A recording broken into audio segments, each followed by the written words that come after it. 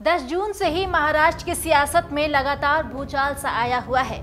लंबे समय से चल रही राजनीतिक उलटफेर के बीच एकनाथ शिंदे आखिरकार महाराष्ट्र के एकनाथ बन चुके हैं और उद्धव ठाकरे को सियासत से किनारे भी कर दिया है।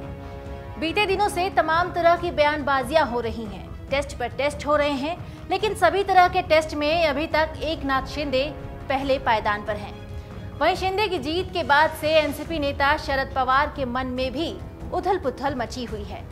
इन दिनों शरद पवार मौजूदा सरकार से नाराज चल रहे हैं। इसी बीच एनसीपी नेता शरद पवार ने शिंदे सरकार को लेकर एक भविष्यवाणी की है।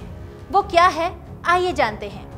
नमस्कार, मैं हूं आपके साथ विभा पांडे और आप देख रहे हैं amarujala.com। हाल ही में एनसीपी नेता शरद पवार ने शिंदे सरकार को लेकर भविष्यवाणी की है। उनका कहना है कि 5 से 6 महीनों के अंदर ही शिंदे सरकार धराशायी हो जाएगी। हालांकि इन सब के बीच विधानसभा सत्र के दूसरे दिन की कार्रवाई में शिंदे बहुमत परीक्षण में पास हुए हैं। 164 वोटों के साथ एकनाथ शिंदे को समर्थन मिला है, जबकि विपक्ष को 99 वोट हासिल हुए हैं। वहीं शिंदे सरकार से नाराज चल रहे पवार ने अपने पार्टी के नेताओं को मध्यावधि चुनाव के लिए तैयार रहने का आदेश तक दे दिया है। उन्होंने हैरानी जताते हुए ये तक कह दिया कि किसी को भी ये अंदाजा नहीं था कि बीजेपी एकनाथ शिंदे यानी एक बागी नेता को राज्य का कार्यभार सौंपेंगी। साथ ही देवेंद्र फडणवीस के डिप्टी सीएम बनने पर भी तंज कसा। शिंदे की सरकार को लेकर पवार की ऐसी भविष्यवाणी वाले बयान के बड़े मायने निकाले जा रहे हैं। पहले उद्धव ठाकरे ने इस्तीफा दिया और फिर एकनाथ शिंदे की सरकार बनी। जिस तरह से एमवीए सरकार सत्ता से बाहर हुई, ऐसे में पदाधिकारियों और नेताओं का मनोबल गिरा हुआ है। पवार के इस भविष्यवाणी से हो सकता है उन नेताओं का मनोबल बढ़ जाए।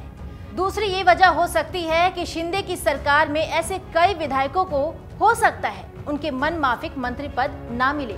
साथ ही ये भी संभव है कि ऐसे नेता एकनाथ शिंदे की सरकार से नाखुश हो जाएं और पार्टी का बहिष्कार करें।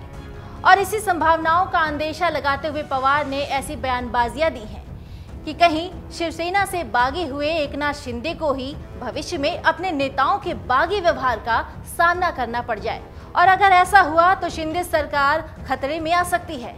वहीं पवार अपने पार्टी नेताओं को टूटने से बचाने के लिए भी ये भविष्यवाणी कर सकते हैं। महाराष्ट्र की कुर्सी के लिए जिस तरह से तोड़ और जोड़ की नीति लगाई जा रही है, वही नीति पवार भी अपना रहे हैं। शिंदे सरकार गिरने को लेकर पवार के बयानबाजी इसलिए भी हो सकती है कि बागी गुट के विधायकों में एक भ्रम की स्थिति पैदा की जा सके। एक तरफ शिंदे गुट के विधायकों में भ्रम पैदा होगा तो वहीं दूसरी तरफ एमवीए के विधायकों में विश्वास पैदा होगा, जो कि शिंदे सरकार के लिए खतरे की घंटी होगी। महाराष्ट्र की सियासत में ये पहली बार नहीं हुआ कि कोई नेता बागी होकर पार्टी के खिलाफ खड़ा हुआ है, बल्कि खुद शरद पवार भी 80 के दशक में ऐसे ही बगावत कर चुके हैं। आज भी कांग्रेस नेता पवार पर कांग्रेस की पीठ में खंजर घोंपने का आरोप लगाते हैं।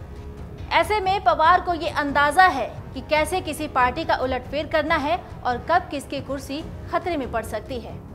उधर उद्धव ठाकरे को और झटका देते हुए बीजेपी विधायक राहुल नार्वेकर विधानसभा के अध्यक्ष बन चुके हैं। अब शिंदे सरकार की ओर से उद्धव गुट के विधायकों को अयोग्य करार देने की मांग उठाई गई है।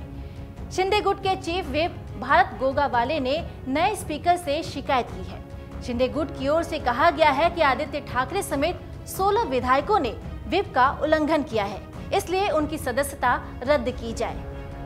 शिंदे गुट की ओर से की गई शिकायत के बाद ऐसा लगता है कि उद्धव ठाकरे की कुर्सी के बाद अब आदित्य ठाकरे की विधायकी की भी छीन ली जाएगी।